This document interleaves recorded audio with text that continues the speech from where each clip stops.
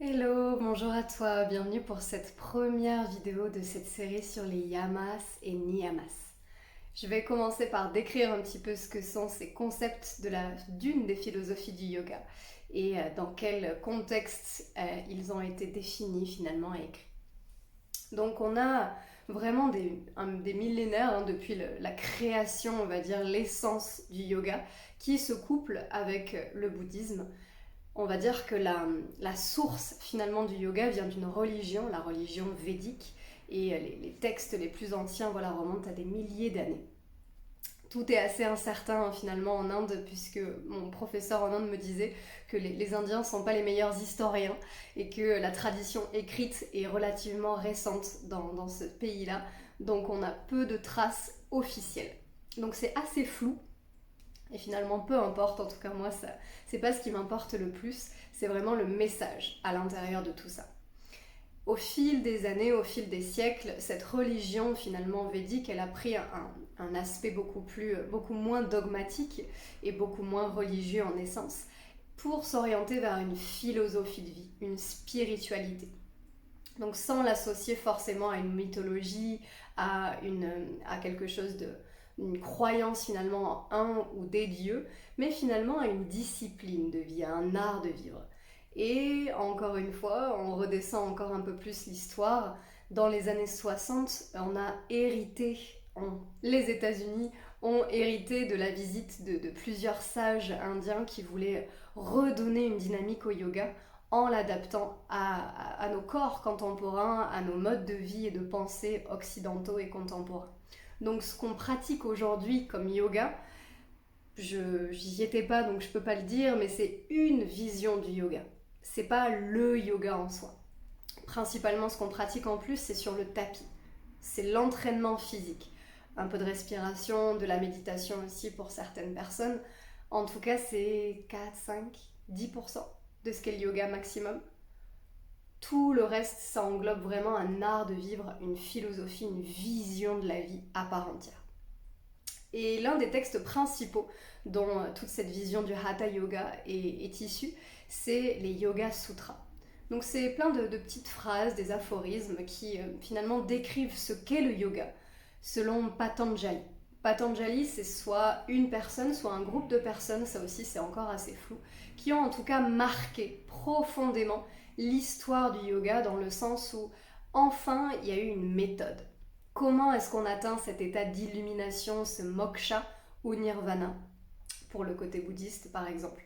Comment est-ce qu'on atteint cet état d'union totale entre nous et le tout? Puisque c'est ça le yoga, hein. Yoga égale union. Comment est-ce qu'on fait pour y arriver concrètement? Et ce texte-là, les Yoga Sutras, ont vraiment marqué l'histoire dans le sens de la praticité. Et ça reste un yoga assez dualiste, dans le sens où il y a l'esprit d'un côté, il y a l'extérieur de l'autre, il y a une union à trouver, etc. Donc c'est difficile, c'est différent du tantra, par exemple. Mais c'est une branche du yoga.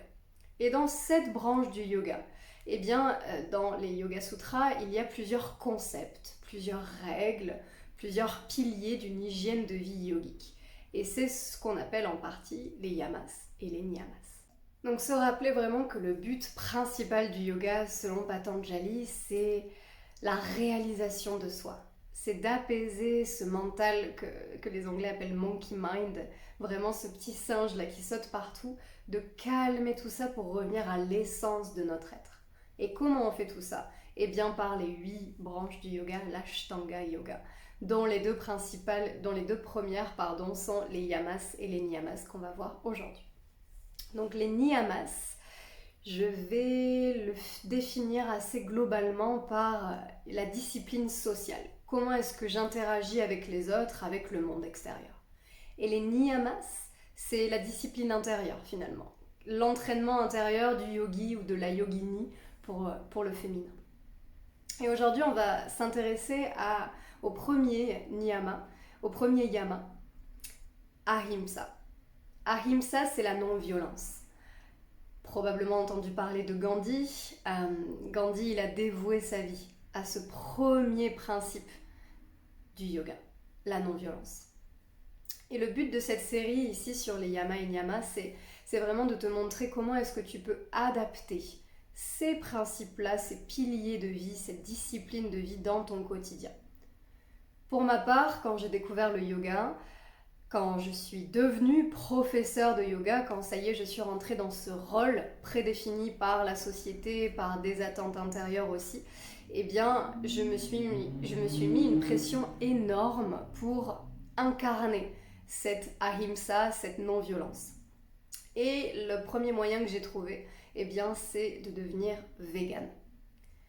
J'ai tenu quelques mois, peut-être un an, peut-être plus. Franchement, c'est assez vague. En tout cas, j'étais convaincue que c'était la solution. Et pas ma solution, que c'était la solution. Je viens d'une famille où on mange de tout, y compris de la protéine animale, y compris de la viande, du poisson, de tout.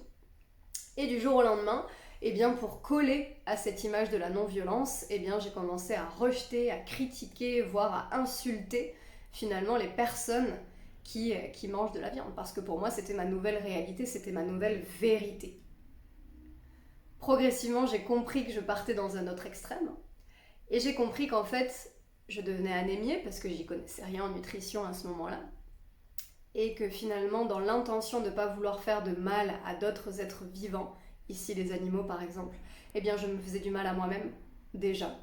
Et je faisais du mal à mon entourage en mettant une pression énorme aux gens pour qu'ils atteignent mon idéal à moi. Donc en voulant être dans la non-violence, je créais une autre forme de violence à un autre niveau de ma vie. Et ça m'a vraiment montré qu'à quel point c'est relatif et à quel point il n'y a pas une seule manière de fonctionner. Et je t'invite vraiment à essayer de sentir en toi qu'est-ce qui fonctionne le plus pour toi, pour incarner, pour se rapprocher, pour en tout cas aller dans la direction de la non-violence et de tous les autres principes qu'on verra dans les vidéos suivantes. Au jour d'aujourd'hui, je mange de tout, très peu de viande parce que c'est pas ce que mon corps finalement m'appelle le plus à manger. C'est pas ce dont je ressens le plus d'envie ou de besoin. Du poisson. Je mange des œufs, je mange du miel. Je suis plus dans le véganisme et j'accepte le véganisme pour autant.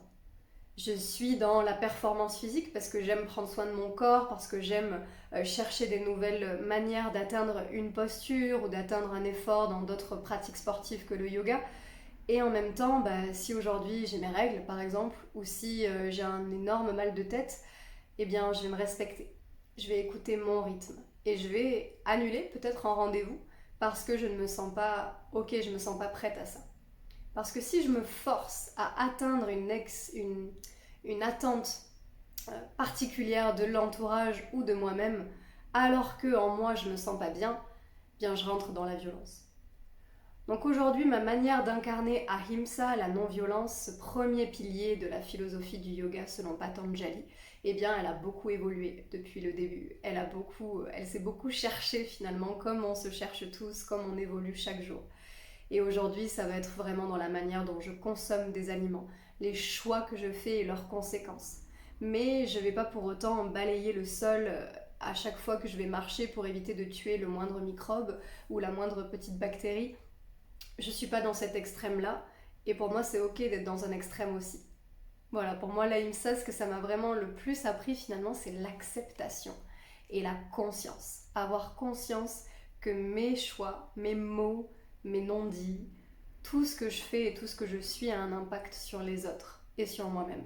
Et comment est-ce que j'ai envie de prendre cette responsabilité comme un pouvoir qui est merveilleux, qui est parfois stressant et un vrai défi, mais qui est juste extraordinaire parce que j'ai le choix et j'ai le droit, la liberté d'agir, de parler, d'incarner ce que j'ai envie d'incarner. Ahimsa, la non-violence. Et je serais vraiment curieuse de voir comment toi, est-ce que tu la vis au quotidien et quels sont tes outils quotidiens pour pouvoir incarner cette image de la non-violence. Donc n'hésite pas à commenter ici et on se rejoint demain pour la prochaine vidéo sur le deuxième Yama.